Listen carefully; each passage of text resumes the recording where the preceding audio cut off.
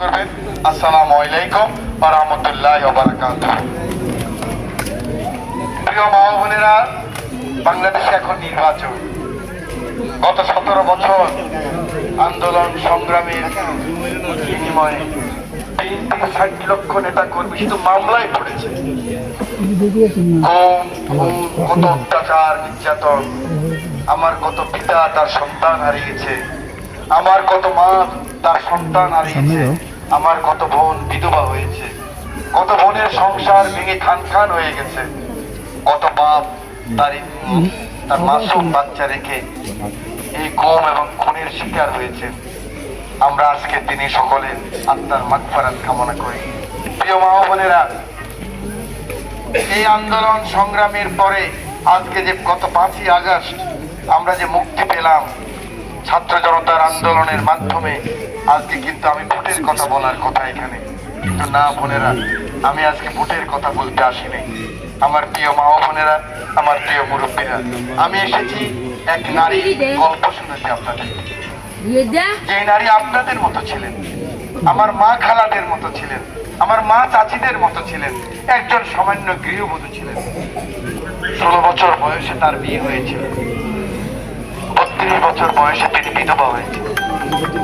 মা বোনেরা চিন্তা করেন, আপনারা নারী, এখানে মুরব্বী যারা আছেন, আপনাদের মেয়েদেরকে বিয়ে দিয়েছেন, 32 বছর বয়সে এরকম 2টা শিশু সন্তান রেখে যখন স্বামী আল্লাহর ডাকে চলে যায়, সেই মহিলার মাথার উপর আকাশ ভাঙি পড়ে না?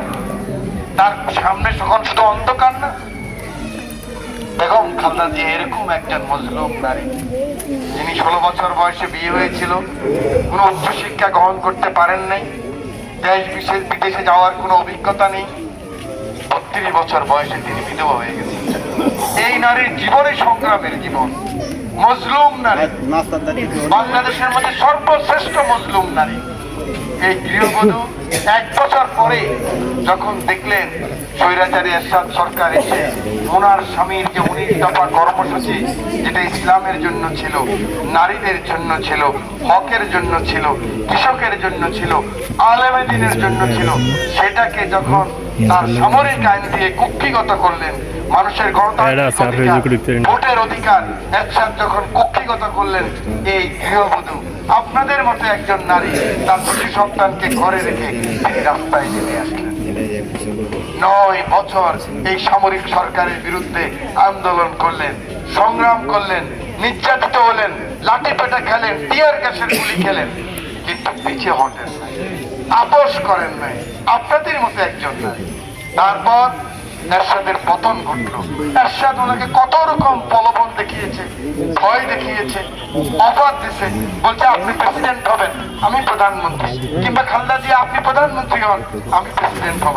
বলছে না, আমি অন্যায়ের কাছে মাথা নত করবো না, অন্যায়ের সাথে আমি আপোষ করবো না, আমি হকের পক্ষে, আমি ইসলামের পক্ষে, আমি মানবিকতার পক্ষে, আমি গণতন্ত্রের পক্ষে। উনি মাথা নত করেন নাই। তখন থেকে ওনার নাম দিল এদেশের জনগণ আপোষহীন নেত্রী, মাটি ও মানুষের নেত্রী। প্রিয় মা বোনেরা, সেই নেত্রী এরশাদের পতনের পর 91 সালে যে নির্বাচন হলো, যারা মুরব্বী আছেন তাদের মনে আছে, বিচারপতি শাহাবুদ্দিনের আন্ডারে একটা স্বচ্ছ নির্বাচন। সেই নির্বাচনেই গৃহবধূ প্রথম এমপির ভোটে দাঁড়ালেন। 5টা সিটে 500 সিটে উনি উইন করলেন। এক আশ্চর্য ব্যাপার, সাধারণ মহিলা, সাধারণ গৃহবধূ, বিধবা মহিলা রাস্তায় সংগ্রাম করে শুধু তার আপোষের নেতৃত্ব, তার সততা, তার নিষ্ঠায় তিনি 5 সিটে জয়লাভ করলেন, তিনি প্রধানমন্ত্রী হলেন। দক্ষিণ এশিয়ার এই পুরো নেপাল, ভুটান, পাকিস্তান, ইন্ডিয়া, শ্রীলঙ্কা, দক্ষিণ এশিয়া বলে এটাকে, প্রথম মুসলিম নারী প্রধানমন্ত্রী বেগম খালেদা জিয়া।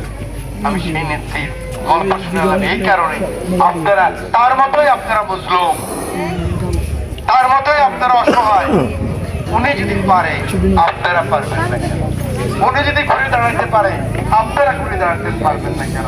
সেই নেত্রী আমাদেরকে ছেড়ে গত 30শে ডিসেম্বর রাজধানীর এবার কেয়ার হাসপাতালে শেষ নিঃশ্বাস ত্যাগ করলেন শুভে সাদেকের পরে। একদিকে মুয়াজ্জিমের আজান, আর একদিকে আমাদের নেত্রী আমাদেরকে ছেড়ে পরপারে চলে গেলেন। ইন্না লিল্লাহি ওয়া ইন্না ইলাইহি রাজিউন। এই নেত্রী এমন এক নেত্রী, গত 17 বছর আপনারা দেখেছেন উনি কিন্তু গত সরকারের সাথে আপোষ করেন না। সরকার বারবার বলছে আপনি চিকিৎসা করার নাম দিয়ে আপনি একবারে বিদেশে চলে যান।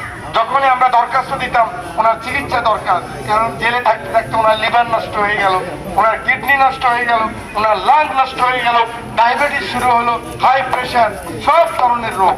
এই দেশে আর চিকিৎসা করা সম্ভব ছিল না। তখন সরকার বলল আপনি যদি একবারে চলে যান,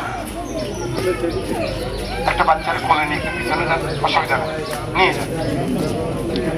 আপনি যদি একবারে বিদেশে চলে যান তাহলে আপনাকে মুক্তি দেব। উনি বলল না, এদেশে আমি জন্মগ্রহণ করেছি, বিদেশে আমার কোনো ঠিকানা নাই, বিদেশে আমার কোনো সম্পদ নাই, বিদেশে